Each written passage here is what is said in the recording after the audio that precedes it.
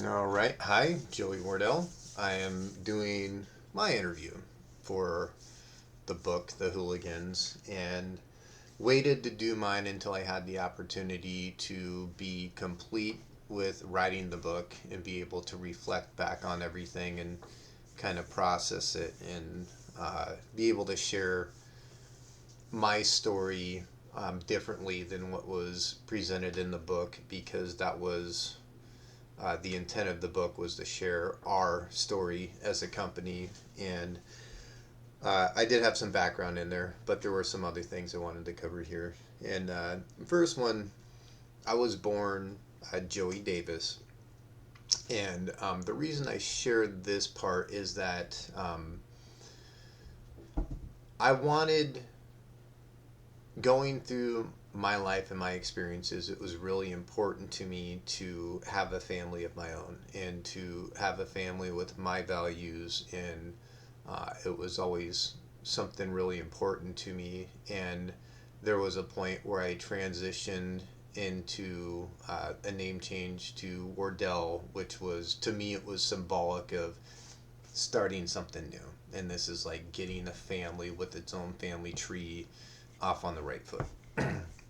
And so my child was extremely important to me, and having Clive was, like it is with anyone, huge catalyst in my life.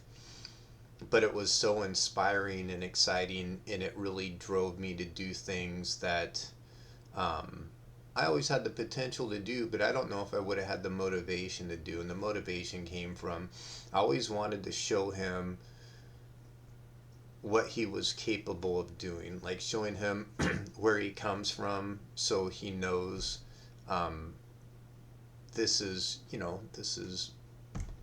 demonstrated things that he can do. And one of those things that was always important to me was college. And before I had ever gone to college or before I ever had a kid, I knew that was something I was really going to emphasize. And I've learned the value of that is how many doors that opens up. And it's really about I look at things through a systems theory, and I like to navigate systems well. And I think there's a huge advantage to having a college degree for access. I think people can be highly knowledgeable, uh, with or without a college degree. That's not the point. It's about access. And I think when you're navigating society as a system, it's extremely beneficial. So having Clive was a part of why I went active duty. I was at the time, he was very young, he's two. But I'm working for the railroad, and it's union based, so there's a hierarchy. And I was low end of the totem pole. I was a new hire, and they were doing layoffs because it's 2008 going into 2009, and there's an economic recession. And I just bought a home, and I would have been laid off. I wouldn't have known how long I was going to be laid off, but in hindsight, knowing what I know now, it would have been 8 months, which is an extremely long period of time. And so I didn't wait that long, though. It would have been, I don't know, a month or two from being laid off. I'd already gone back active duty because um, I have a hard time with self-worth when I'm not working. That's a huge part of my identity, is my professional identity. It's probably outside of being a father, it is, really disproportionate my most important identity over, you know, friends and everything else. So I work really hard professionally, and that matters a lot. So sitting around for 8 months would have been distressing. So I went back active duty because I had previously served, and I'd been out just under 3 years, and they let me keep my rank. And I went in as an E4, a specialist, and I'm down there at MEPS, and I kind of shared this story and tried to go field artillery. They didn't have openings, so I'm looking at these openings, ended up going combat engineer. And they sent me to this warrior transition course, I think it was called. And it's just to reacclimate people that were coming from another branch or prior service rather than going through basic training all over again. And I met a guy there, and I wish I could remember his name, but he had tried out for the Navy SEALs, and I think he had a back injury. I think he broke his back, and he ended up coming back, went Army, and he was trying out for Special Forces. And they made you go in a battle buddy system anywhere. So he needs a friend to go with him to the Special Forces orientation. And I was that friend. And I went there and I'm listening to it. And I came to this realization like, holy smokes, I'm eligible to try this too, you know? And I never had ambitions of doing it or anything like that prior, but it was like, man, I was, you know, going in there 28 years old, 20, maybe I was 29 at the time, and really energetic, really excited to be back active duty, and I'm in good shape, you know. And I heard about that, and I'm like, I'm gonna try it. It just sounds exciting. And so I allowed myself to believe that, you know, I'm I might be able to do this, and everything seemed to intersect right in the sense I get assigned to my active duty station on Fort Lewis, and I'm part of the 14th Engineer Battalion, and they got units coming back from deployment, and they're standing up a new company, and like things are kind of a mess and disorganized because they haven't even formed the unit yet. And so there's a lot of this idle time, like insane amounts of idle time. And they were very generous with that to give me that time to train up for Special Forces, which was a huge advantage. So I'm out there rucking every day, and I'm going through obstacle courses, and, you know, doing my push-ups, sit-ups, swimming, and running. And I was physically, you know, they say you're never prepared, but I was prepared for tryouts, and went through that whole experience, and it was, whew, man, that was something else. And I'm, you know, what can I say about that, man? That was hard, and that was for the big boys. Let's just say, you know, you go there, and the first day there, people are getting sent back home because they didn't pass their PT test, and it goes on and gets really grueling, and it's awesome. And then even if you pass that, they have a Q course after that, and that could be, I don't remember how long, like 1 to 2 years, and that's got a really high dropout rate too. So I was a long ways from making it anyways, but it was awesome to go and have that experience. And I think it made a lot of other things that followed really easy, but it also gave me somewhat of a reputation. So when I go to my unit, I'm in there with a broken foot, and they're literally like drafting people in their squads. And this guy, Sergeant Bernal, drafts me, and one of the other NCOs is, "You're drafting that guy? He's got a broken foot." And he goes, "Yeah, but look at how he broke his foot." And that was good insight, but very kind of him. And Sergeant Bernal was awesome. And he just gotten back from a deployment in Iraq, and one, I hope he's well, but he had the insight to know it's when he got out of the military, he felt like that's when a lot of his struggles were going to start. And he was a really good mentor. He's the kind of guy you didn't want to let down. And so we went through our training, and by the time we ended up deploying, Sergeant Bernal had gotten out, and I think I don't know the circumstances. There were good circumstances. He either retired or was contracted in it, or whatever. And we went through a lot of different people. People came and went.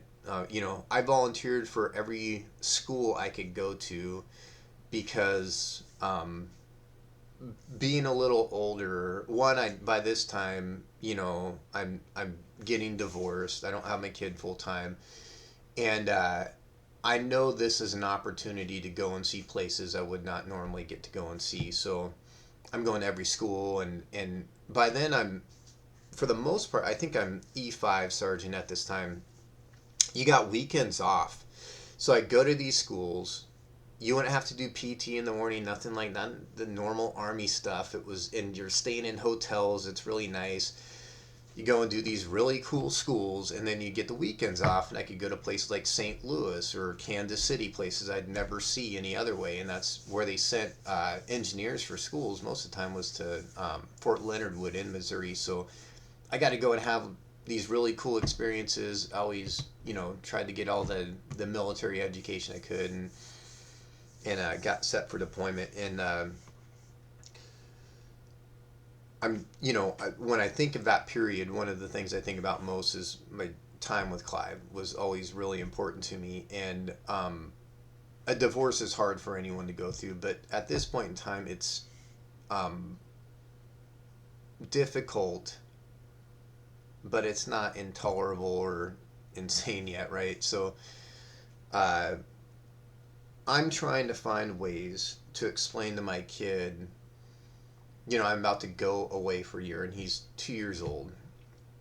And I had this idea. We had gone to the zoo up in Tacoma quite a bit. That was something we liked doing. And they had camel rides. And after the camel ride, you could buy a stuffed camel. So we got this stuffed camel, and he really liked it. And I knew it's something he would remember. So we tried to give the camel a name. And I thought of something that like a 2 year old would name their camel, and it was Duty. And it wasn't necessarily connotating like a poop or something like that. And I'll admit it comes out sounding like that. It was just Duty.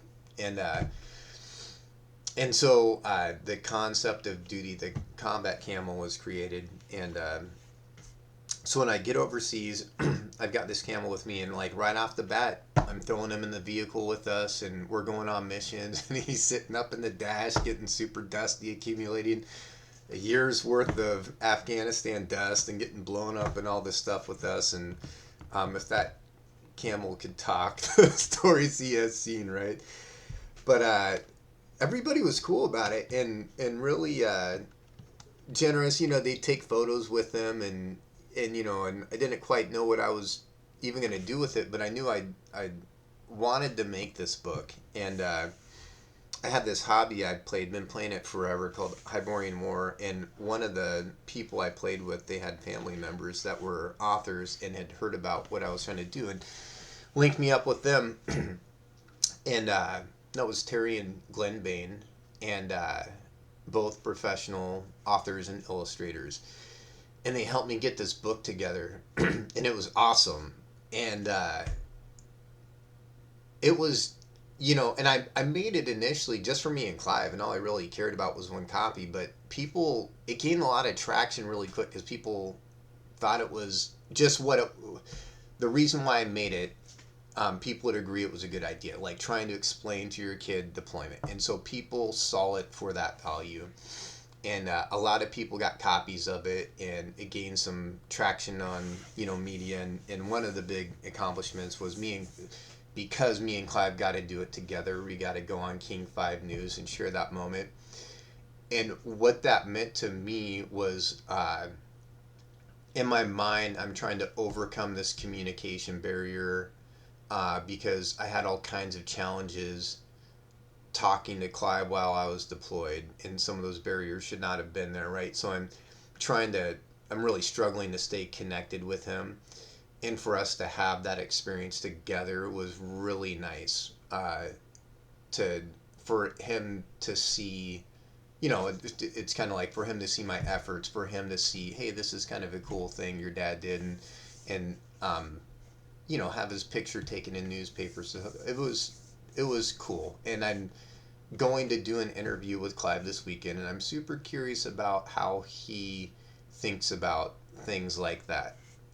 What it means to him, because he just grew up with it, right? And so it's a different experience for a kid than an adult, obviously. But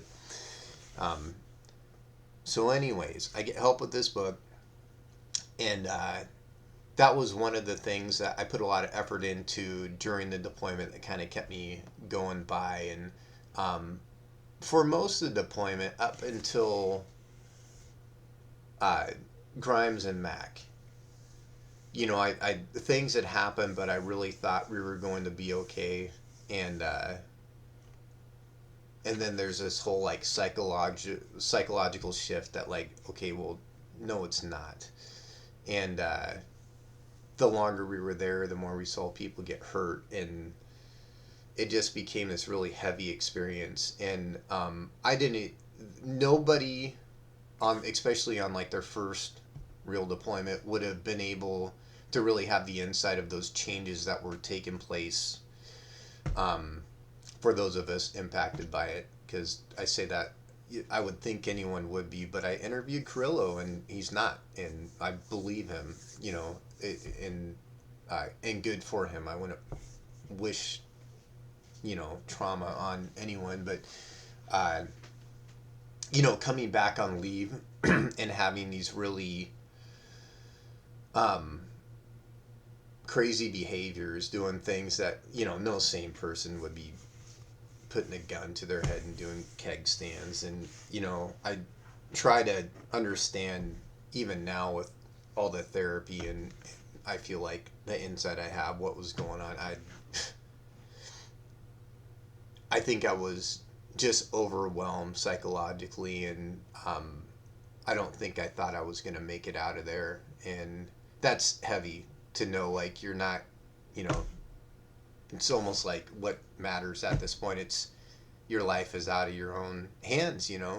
It was just bizarre. And I remember even the somatic symptoms, like feeling, like some of the feelings of like my brain buzzing and stuff, and just feeling all this tension. And um, it was just tough, but it's also something that is a beneficial tool to have, like the hyper vigilance on deployment and things like that. So you kind of needed that to stay awake and stay alive, and um, yeah, be able to react and do what you had to do over there. And uh, I remember coming back home and sleeping on the living room floor on in a sleeping bag with a rifle. My dad was a cop, so I got one of his rifles, and just I'm just waiting for someone to come in the door and kill me.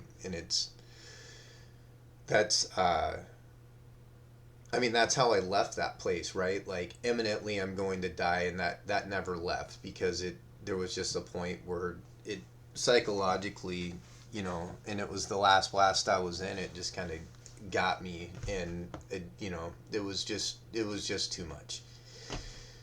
Which brings up a number of questions, like how many deployments can a person go through before um, if you're just looking at something like before quality of life is just ruined, like how much is too much that you could be able to process through in a lifetime. And I think, I think of my former platoon sergeant, and I shared this story. He goes to Disneyland, and fireworks go off every night. It's predictable. You know it before you even go, and he's running all the way back to the entrance. He hears that and just reacts. And um, it's inhumane for people, to nobody could have predicted what would have happened with him, right? So, but now we're getting to the point where we're getting more information, and there's got to be limits. And I think he's made it up to, I think he's done over 10 deployments at this point in time. And, I don't, and clearly it's impacted him. So he's not Carrillo. And not that Carrillo is like a golden standard or anything. Everybody's different. But, and maybe Carrillo wouldn't have, you know, been as resilient through 10 deployments either, right? So there's just a whole lot of questions we don't know. Um, and I spend a lot of time thinking about that stuff, and kind of wondering. But I know I was fortunate immediately after getting out. I'm surrounded by veterans. I'd known I wanted to work with veterans, so I'm applying for work at places with veterans. And so my coworkers are veterans, and they did what you would want anyone to do. They look after you, and they get me connected to the VA, which I hadn't been, because the transition process out of active duty, super confusing. Don't know what I was doing. Didn't, like, not a clue. I'm just, trying to figure out how I'm going to be able to make my house payment the next month, right? And I didn't even go to the VA person, and that's like part of your checklist. And so I left there with no service connected claim, no VA benefits, nothing. But I had good vets pick me up and get me bridged and get me into therapy, because they were really open about that. And I probably cannot stress how important that was, where everybody was really open about their distress. And so I worked in a climate where it was, we talked about mental health, and we talked about therapists and therapy, and and it was it wasn't expected, but it was almost expected that you went. That's part of taking care of yourself. And so I got connected to a trauma therapist that only worked with combat vets, and I was super fortunate for that. And what made the difference for me was getting insight into my own condition. So I'm struggling, not even understanding my own thoughts, and I think that was the hardest part. Is you can experience guilt because you're you're thinking all kinds of stuff, and that's not me, right? And getting insight into why you're having these really distorted schemas, and and then you can get control over it. And that's what happened with me. Is I I I think it saved my life, and I was able to make progress really quickly to get through. And I was still pretty feral. I don't think, I think I'm still working through it today, but I want to say like 2021 or 2022 was like my first really good breakthrough year. Uh, so it took a long time, and I deployed in 2011. It just took a long time for me, and and that's even like throughout that time. I'm going through school. I'm continuing education. I'm wanting to help veterans in a larger capacity, in a more clinical capacity, right? I want to help with the PTSD, with the trauma. I want to help people get on track, um, and I noticed getting out, I really missed my military family, and I want to elaborate on that a bit too, because I do think a lot of people say that and they mean it. I think it has different meaning for different people, though, and for me, it's super literal. Like, the people I served with are more important to me than my biological family outside of my son. My son is first, but when I think of biological family that matters, there's me and my son. So my military family was so important to me. Uh, that was super hard being separated from that, and that connection, and feeling lost. And then where I lived, I'm isolated, and I'm 80 miles from the post, and and people get scattered to the wind. Every time you come back from a deployment, people get shipped to Texas, to Fort Hood, or just wherever the next place that's getting up and going. Everybody gets scattered up, and that's hard. So I wanted to reconnect with everybody, but I also knew that other people were hurting as much as I was. And I was extremely confident that bringing us together would be good for everybody. So I arranged this reunion, uh, and when everything's relative, right? When you think of a company of 120 people, I didn't get 120 people to show, but there was a good handful of people, and it was good to see everybody. And I remember having this guest speaker, I think it was Bill Vandenbush, uh, who I'd read about on ESPN. He was a Vietnam vet. He came and shared his experience, which was radical. And it was really good to see everybody. So that's something people keep inquiring about, is like, when's the next meeting? And we tried to have another in Vegas, and it's hard for people to get together and attend. So, um, quick side note: one of the goals of the book is to have a really nice reunion and help, if we can get enough financial funds, overcome some of those barriers that might prevent people from attending, if it's they can't afford hotel expenses or whatever it might be. I'm going to use that money to try and have a really good hosted event, and really try and bring in as much people as we can for that, and have a wonderful time together. So, uh, yeah, I'm trying to think from that point. having the reunion goals. I had to pause a moment and think about all that. I think one other thing I want to share is I was really surprised at during the interviews all the the supplemental information that came in and really rounding that picture, how limited in scope everything was for me when I was there. So you've got your company, which is like the full element of everybody that's on Fob Pasab, and then it's broken into platoons, which is roughly 35 people per platoon. There's 4 platoons, and then inside the platoon you've got your 3 to 4 squads. I think we had 4 squads. It's hard to remember. And then those squads are broken into teams. So you get your information disseminated to you. So the higher your rank, the broader the picture, right? And I've got this map of the AO, and I looked at it for this year. It's like really small. It's right here. And it's funny, this was my world, with minor exception, for that entire year.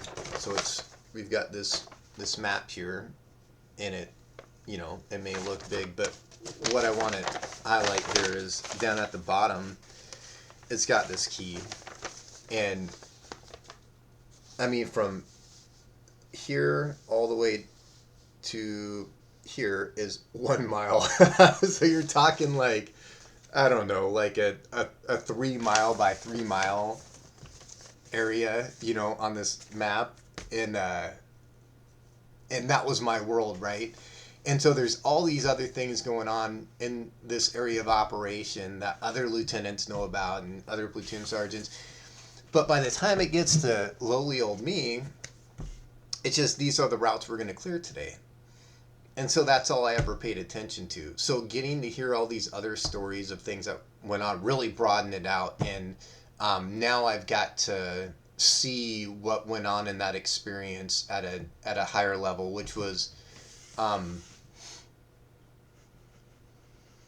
it wasn't quite healing, but it almost made the experience more objective, which I think helped, because now I've got this whole new influx of information I didn't have before that I have to process and consider in addition to my experience. And I think that helped me. Writing the book itself was extremely difficult, and it took me so many years to write this thing. I started, I couldn't even tell you when I first started that Word doc, but so it started when I was there, right? I had this journal, and I'm journaling everything I can, and the longer I'm there, the less I'm putting in, because so much stuff is happening and it's wearing on me so much. I just don't have capacity to keep up with it, and I start to think some of those things don't matter, and they did. So there was some lost information on that deployment. Some of it was supplemented by or gained back by interviewing other people, and guys like Kelly Simcoe had kept storyboards and stuff, and that was extremely helpful to be able to have that. And Lieutenant Gonzalez, I remember, shared a bunch of stuff with us, and that was awesome. And also want to have a special shout out to our medic there, who kept excellent records on us, which helped everybody get their claims. So that was critically important too. But so I chipped away at this thing for so many years, and I remember I'd be typing on it, and I'd get to this thing and have to recall this event, and I just, like, my brain just didn't want to go through that right then, and so I'd pause it and put it away, and maybe I'd come back months later, sometimes longer than that, and I just kept chipping away and chipping away. It was almost like I had to race through it and, like, force myself just to type through this journal, because it was so hard. And that's, like, I type so fast, and I can just, like, it's not a big thing, but just getting through that was so hard. and then having to go back through and read it, and it wasn't even like, I mean, there were some things that elicited an emotional response, but it wasn't even that. It's like my brain literally just like just stopped, and it's not letting me do anything with it. And I got some sense of what that is, but I almost can't explain that phenomenon. It's just like it doesn't want to work on that material. So it was really hard to go through and make these additions and put in the supplemental stuff, and even proofread it. And what helped me, it's nice to be surrounded by good people. So going back to when I did Duty the Combat Camel, I reached out for help again, and Terry and Glenn Bain were kind enough to help me again and did a beta reading on it. And so all I had to do was just go to where the remarks were and just fix that piece, which is so helpful in getting through this. And then things have kind of fallen together. I think there was a point where the momentum started really picking up on things, and at the end of the day, I don't know if I got everything in there I wanted. There were still some interviews I would have loved to have had that I never got, but I felt it was important to keep moving forward because I didn't want, I just didn't want to get stuck in a rut with this. And once you get some momentum, I think it's important to keep that up. So I did, and I got everything I could. I did my best to reach out to everybody, get everything I could. And again, the intent of this was, when I first started writing it, I didn't know what I was doing with it, but there was a point where it clicked, where this has just got to be, as much as possible, our story, so we can all have this. And the value in this is for each and every person that deployed as part of the Hooligans to be able to share that with close family members, their kids, whoever, and let them know what they went through and let them know their experience. So the individual interviews are great because this book is primarily based off my journal entries, and again, they were very narrow in scope, right? Because they involved my platoon and my squad and the routes we were going on. And so it was really hard to tell everybody's story, and there were so many. So I tried to create that platform for everybody, and anybody who wanted to do an interview, I have been doing interviews with. And but there were some missing. I would have loved to have had the commander. I would have loved to have other lieutenants and some other individuals that were, key parts of the deployment. But I just go back to, at the end of it all, I feel like I captured everybody's story.